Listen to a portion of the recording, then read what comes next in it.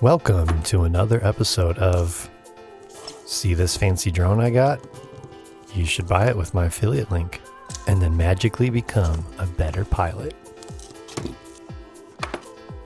Just kidding. This is the Meteor 75 Pro, and I'm going to do a terrible job of reviewing it here with a video that's way too long. So maybe get some snacks and maybe then just skip to the part that you think is interesting.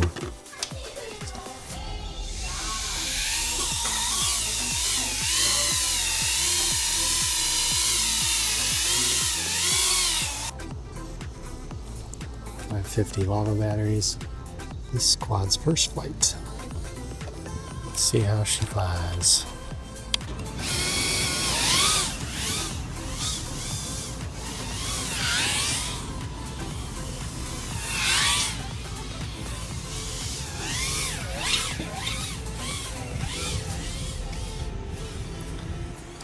Feels very squirrely.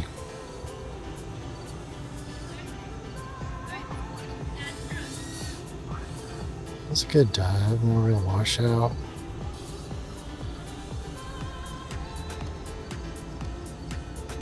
Oh, there goes the video. Oh, I'm on the rooftop.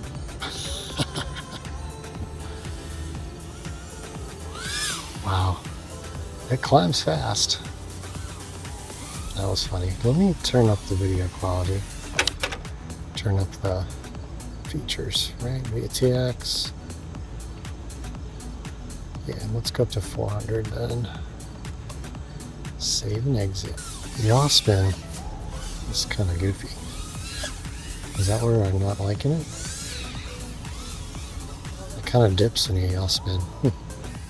I have had a 75 Pro in the past, but I never really found a purpose for it, and I would just grab a regular 75, or I could jump up to an 85 if I wanted a little more power. And the 75 Pro just kind of sits in the weird middle ground where I don't really understand its purpose. The 65 to 65 Pro was a really awesome improvement and change in efficiency.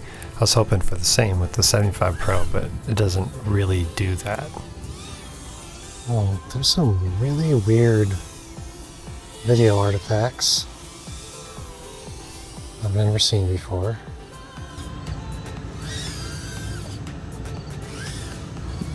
Black tearing on the left.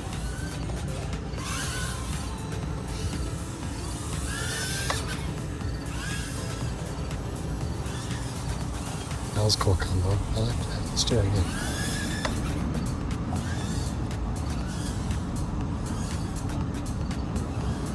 Jump in.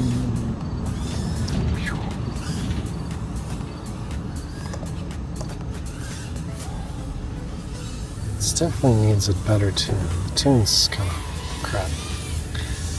Just, it's kind of floppy. Like I push it up and it moves a lot and shudders. I think I might up the PIDs just a little bit.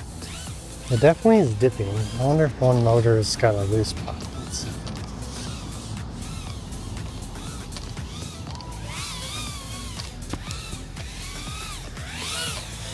Wait, let's do master. The master multiplier up just a click.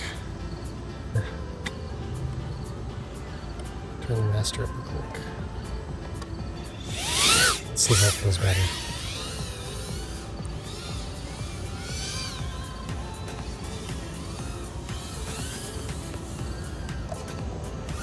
Yeah, it's definitely holding its position better, but it's still got wobbles. Wall tap. Wall tap the security camera. I keep getting that low battery warning, but it's going fine. It's a lot of battery life. A few dings in there. Pretty good first flight. 5 minutes and 10 seconds of flight. Not bad at all. I'm gonna go to the spot. Check out this awesome CRT effect I put on the video. I ran the DVR footage through a retro gaming console and then re-recorded the output, and you get this CRT effect. It's pretty sweet. I like flying the Old V1 DJI goggles with analog because the DVR is so good. Best DVR I can find.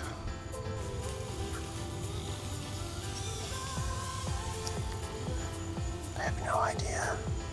They just hear the bugs. I gotta whisper because it's more fun. When you whisper when you're chasing people.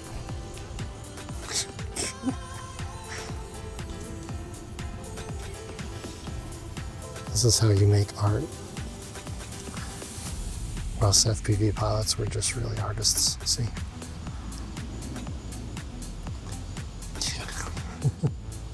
It shakes so bad. That's the same problem I had with the first version when I was flying my own little custom build. It just was shaky. I felt like it was always bobbling, like there's a wind, but the wind kicking around, but there's actually no wind. It's almost perfectly still.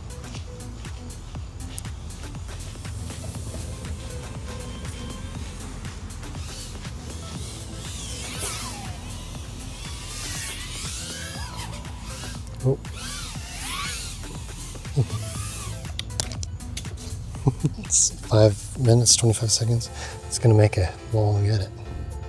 I'm so used to like the 4-minute flight being too long almost with my 75mm Walksnut builds. This feels like forever. I think 3.5 minutes, 4 minutes is the sweet spot for quads. Any longer and you kind of get bored and you don't know what to do. Alright, so I'm using an older 550 lava and it's a little bit wrinkly. It just got dinged a little bit, not much. It's still in really good shape. But even with that tiny bit of wrinkly, it's really hard to fit in here. Like I am pushing so hard to get that in there. So 550 is definitely the biggest you're gonna get. And if they're all beat up, you might not get it in there. Jeez.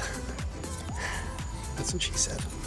I'm gonna try Jackie Chan. And Jackie Chan is, you do like a power loop under something, tap it while you face down, and then do a front flip, and then backwards flight back under it, like a Maddie. So power flip, tap, Maddie.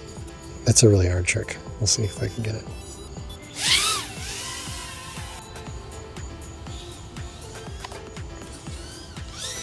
Oh, did the tap. I want it to be smoother than that though.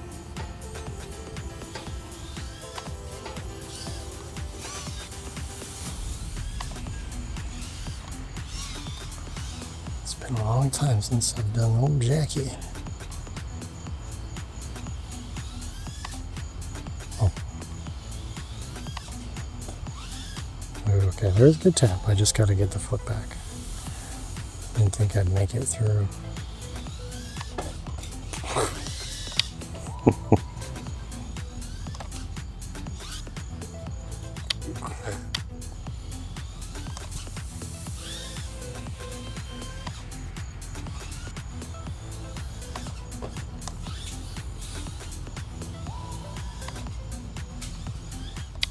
Oh, that's a sucky place to get stuck.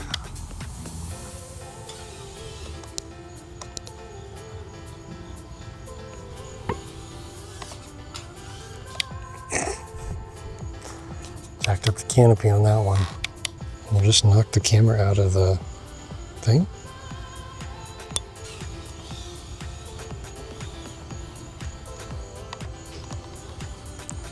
Oh. I mean, that was sloppy, but I did it. A little front flip into the wall tap. I just love wall taps. They're so much fun. Alright, it's not bad. It's not bad for first few flights. Knock the camera loose. So the only real issues are if you're flying flat and you yaw spin, it's doing a little dip. And it seems like if you slow down, like if you're just kind of cruising or hovering, it has these little shakes, which is what I remember hating about the 75 Pro format before, which hopefully can be, shoot, there's chiggers all over this chair. Oh no. I continue to have a bunch of video issues with that quad, and Beta FPV just sent me a second flight controller, and most of those issues were fixed with the second flight controller, so just kind of a little fluke. So I got everything swapped out like 3 or 4 months later. I think I went from September to December. So then I got quite a bit of indoor flying with this for both racing and some freestyle and some crashes. I have to get used to the lower camera angle. The max on this canopy is like 30 degrees.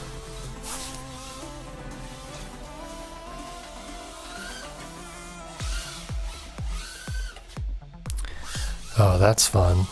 I really like the extra hang time this gives you. All the extra carry.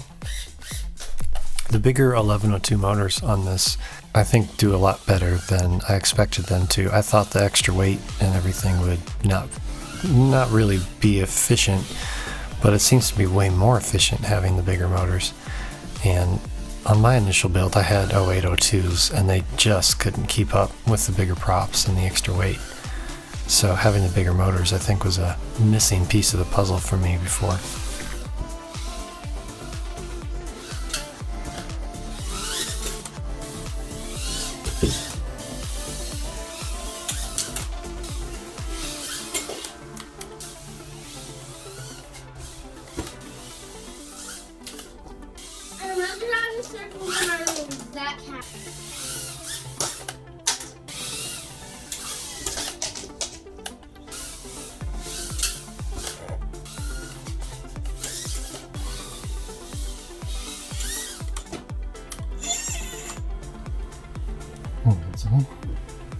Oh, dang, I knew that was going to be the case. It's pretty hard to see, I think, but I chopped up the leads so they're both exposed right next to each other. So I'm going to have to replace the battery lead right away. And I even was fiddling with this before I started, thinking like this was going to get cut up.